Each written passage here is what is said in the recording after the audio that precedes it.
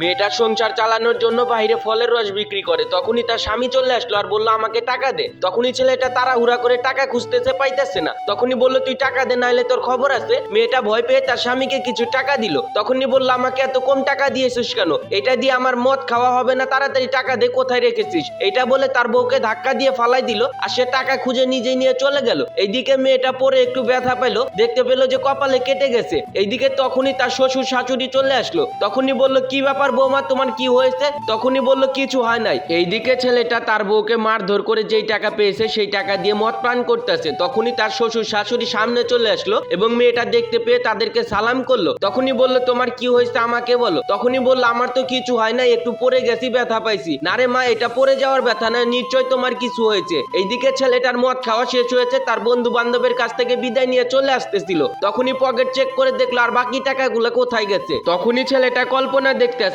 আমি আমার বউকে মারধর করে যে টাকাগুলো এনে টেবিলের উপর রাখছিলাম সেই টাকাগুলো সুযোগ পেয়ে আমার বন্ধুগুলা চুরি করেছে। এইদিকে মেয়েটা কাজ করতেছে, স্বামী মাতাল অবস্থায় তার বউয়ের কাছে আসতেছে। আসার সময় হঠাৎ করে পড়ে গেল। এইটা তার বউ দেখতে পেলো, তাড়াহুড়া করে তার স্বামীর কাছে আসলো এবং বলল তোমার কি হয়েছে? সে তার বউয়ের দিকে তাকিয়ে আছে। তখনই সে লক্ষ্য করে দেখলো স্বামীর হাত কেটে গেছে। এইটা দেখে মেয়েটা দৌড়ায়া একটা টিস্যু আনলো এবং স্বামীর হাত ভালো করে পরিষ্কার করে দিতেছে আর বলতেছে ওগো স্বামী, তোমার কিচ্ছু হয় নাই, তুমি টেনশন করো না, সবকিছু ঠিক হয়ে যাবে, আমি তোমার পাশে আছি। বউয়ের মুখে এমন কথা শুনে ছেলেটা অবাক দৃষ্টিতে তার বউয়ের দিকে তাকিয়ে আছে আর সে মনে মনে চিন্তা করতেছে আমি আমার বউকে এত নির্যাতন করি, তার কষ্টের টাকা দিয়ে আমি মদ খাই, তবু আমার বউ আমাকে এত ভালোবাসে আমি বুঝি না। সত্যি বলতে একজন প্রকৃত স্ত্রী কখনো স্বামীর খারাপ সময় সরে যাবে না। এই ভিডিওটা শিক্ষণীয় মনে হলে অবশ্যই শেয়ার করে দিবেন।